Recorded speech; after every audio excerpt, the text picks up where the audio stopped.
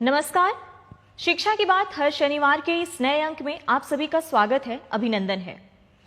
आज पुनः शिक्षकों के द्वारा पूछे गए सवालों के जवाब के साथ हमारे बीच मौजूद हैं शिक्षा विभाग के अपर मुख्य सचिव doctor S Siddharth sir. Sir, बहुत बहुत स्वागत है। सर, आज का जो सबसे पहला सवाल है कृष्णा कुमार टीआरई 3 मोतिहारी पूर्वी चंपारण से। सर, इनका कहना है कि टीआरई 3 का ज्वाइनिंग कब तक होने की संभावना है? देखिए, हम लोगों ने ऑलमोस्ट फाइनलाइज कर लिया है और अगला सप्ताह बाय फ्राइडे सैटरडे हम लोग टीआरई 3 के जितने भी टीचर्स हैं उनका पोस्टिंग का ऑर्डर हम लोग निकाल देंगे। मुख्य रूप से हम लोगों ने पोस्टिंग में यह ध्यान रखा है कि जिस विद्यालय में टीचरों की कमी है, जहाँ पे बच्चे ज़्यादा हैं और टीचर्स कम हैं, वहाँ पर उनका ज्वाइनिंग होगा ताकि पूरे राज्य में जितने भी स्टूडेंट टीचर रेशियो है विद्यालयों का वो बराबर हो सके। तो अगला सप्ताह बाय फ्राइडे सैटरडे हम लोग टीआरई 3 का पोस्टिंग ऑर्डर्स निकाल देंगे और सभी टीआरई 3 के जो टीचर्स हैं वो मंडे से अपने स्कूलों में ज्वाइन करेंगे। सर, अगला सवाल केशव कुमार, विशिष्ट शिक्षक, बुनियादी विद्यालय बखरी मुरौल मुजफ्फरपुर से है। सर, इनका कहना है कि माननीय मुख्यमंत्री जी के द्वारा बैकलेस सैटरडे की शुरुआत की गई थी। बैकलेस सैटरडे के अंतर्गत प्रत्येक महीने के लिए कुछ खास विषय वस्तु निर्धारित किए गए थे।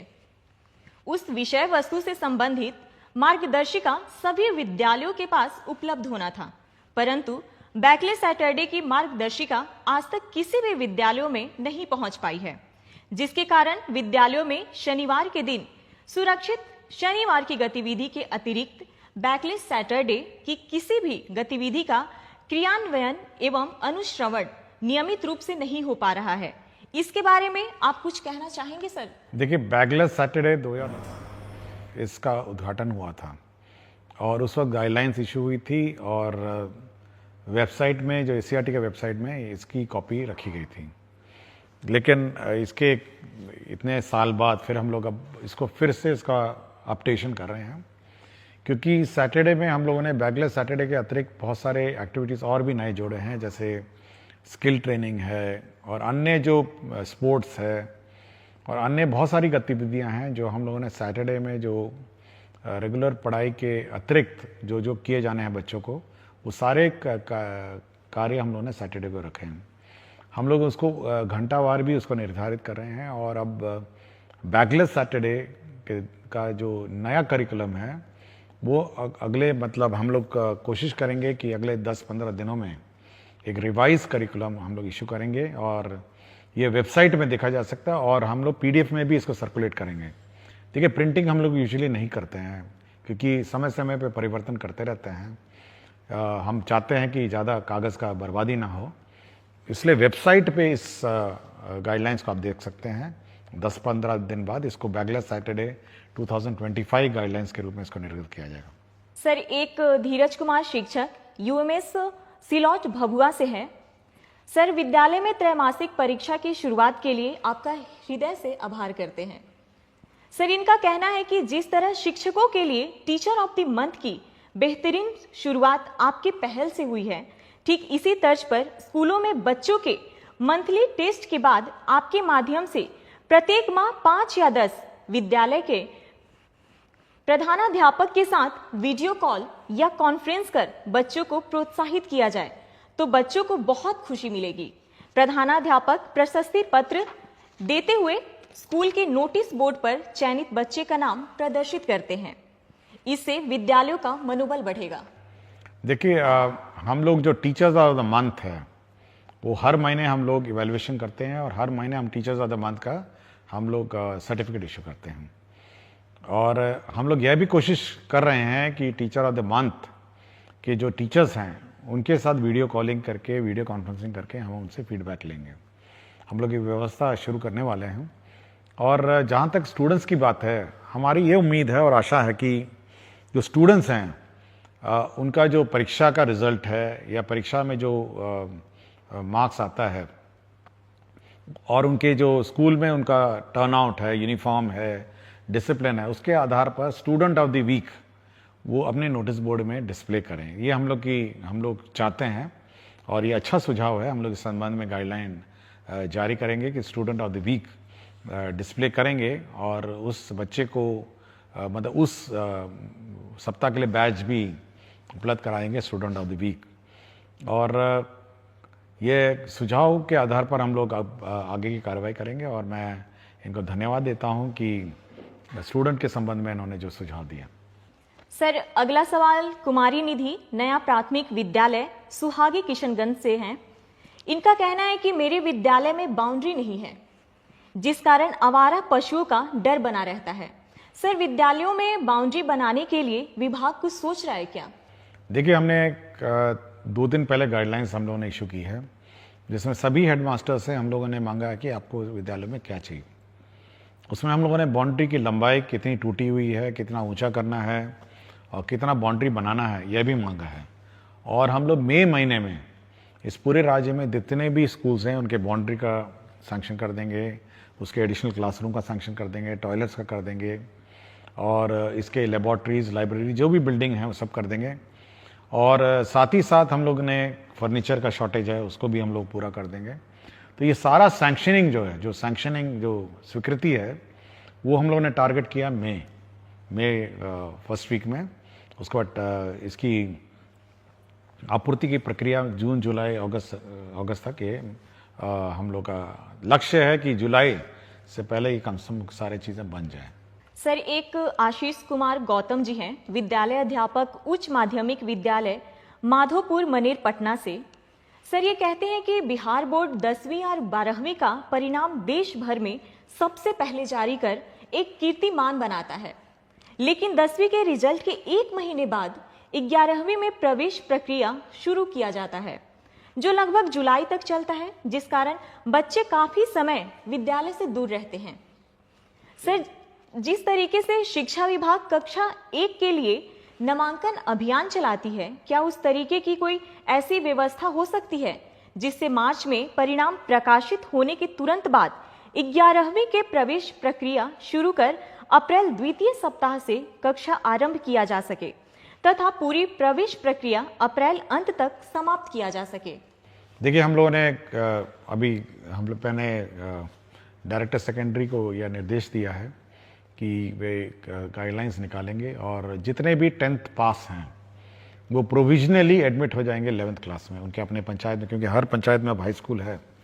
तो प्रोविजनली सभी को एडमिशन करके क्लासेस स्टार्ट करने का मैंने निर्देश दिया है। हम लोग मंडे से मॉनिटरिंग करेंगे कि कितने बच्चों ने 11th ज्वाइन किया है और उनकी कक्षा मंडे ट्यूसडे हो सकता है 2-3 दिन लेट हो जाए, लेकिन अगले सप्ताह से सभी 11th क्लास के बच्चों का क्लास शुरू करना है। यदि किसी बच्चे को कोई और स्कूल स्थानांतरण करना है या टीसी लेके किसी अन्य स्कूल में दाखिला करना है तो उसकी प्रक्रिया अलग है, किंतु प्रोविजनली सभी लोग अब 11th क्लास जो है अपने ही पंचायत में इमीडिएटली अगला सप्ताह ज्वाइन करें और अपने क्लासेस शुरू करेंगे। सर, रश्मि बाला बरनवाल विद्यालय अध्यापक उच्च माध्यमिक विद्यालय सुपौली पचरुखी सिवान से हैं। ये कहती हैं कि अंग्रेजी विषय को 9वीं और 10वीं में भी अनिवार्य किया जाए। इन स्तरों पर अंग्रेजी सीखने और अध्ययन करने के लिए छात्रों को आकर्षित करना कठिन है, जिसके कारण उच्चतर माध्यमिक स्तर पर अंग्रेजी में खराब प्रदर्शन होता है, क्योंकि उन्हें अंग्रेजी समझने में वास्तविक कठिनाई का सामना करना पड़ता है, जो पहले से ही दूसरी भाषा है और उन्होंने इस कक्षा 10 तक गंभीरता से नहीं सीखा है। देखिए, हम लोग इस बार 9th, 10th, 11th, 12th में बुक्स, बाइलिंगुअल बुक्स हम लोग लाइब्रेरी में उपलब्ध कराएंगे। सारे बुक्स 2 भाषा में होंगी, एक हिंदी में और अंग्रेजी में, और एक ही किताब होगी, एक तरफ हिंदी रहेगी, एक तरफ अंग्रेजी रहेगी। हमारी कोशिश है कि जो बच्चे हैं वो जब हिंदी पढ़ रहे होंगे उसका अंग्रेजी रूपांतर भी साथ ही साथ पढ़ेंगे, और हम लोग अच्छी संख्या में उपलब्ध कराएंगे किताबें, और कोशिश करते हैं कि बच्चे 9th, 10th, 11th, 12th जो हैं वो दोनों भाषाओं में पढ़ें और धीरे धीरे वो माइग्रेट करेंगे और अंग्रेज़ी के टेक्स्ट को समझने की कोशिश करेंगे, ताकि हायर एजुकेशन में जो भाषा में वो हायर एजुकेशन प्राप्त करना चाहते हैं उसमें उनको सहूलियत मिले। सर, अगला सवाल रंजीत कुमार प्राथमिक विद्यालय कन्या लक्ष्मीपुर रोसड़ा समस्तीपुर से है। कहते हैं कि हमारे विद्यालय के एक ही कैंपस में 4 प्रारंभिक विद्यालय संचालित हो रहे हैं। सभी को मर्ज कर देते तो पठन पाठन में सहूलियत होती। चेतना सत्र एवं अन्य विद्यालय गतिविधियां साथ साथ संचालित होने से बच्चों को परेशानी होती है। इसके संबंध में कुछ कहना चाहेंगे? देखिए, हम लोग बहुत स्पष्ट डीओस को कह चुके हैं कि जो स्कूल्स आपके एक ही परिसर में हैं उसको आप मर्ज करिए और सभी पठन पाठन कार्यक्रम इंटीग्रेटेड चलाइए। ये हम लोग पहले भी बोल चुके हैं और हमको जानकारी है कि ऐसे बहुत सारे कैंपस हैं जिसमें 2 स्कूल चल रहे हैं, 3 स्कूल चल रहे हैं। तो सभी लोग इंटीग्रेटेड रहें, एक ही कैंपस में रहें। अब ये संभवतः 3 हेडमास्टर होंगे तो वो हेडमास्टर अपना अलग करना चाह रहे हैं, दूसरा हेडमास्टर अपना अलग करना चाह रहे हैं, तीसरा हेडमास्टर अलग करना चाह रहे हैं। तो हम लोग कोशिश करेंगे कि सभी को मर्ज करके एक ही यूनिट बने, एक ही तरह चेतना सत्र बने और एक ही तरह सभी कार्रवाई करें। हम लोग नहीं चाहते हैं कि एक ही कैंपस में 3 स्कूल अपने अलग अलग चलते रहें। सर, एक नीलमणि प्रताप शाही उच्च मध्य विद्यालय कोडरा हाथा हथुआ गोपालगंज से हैं।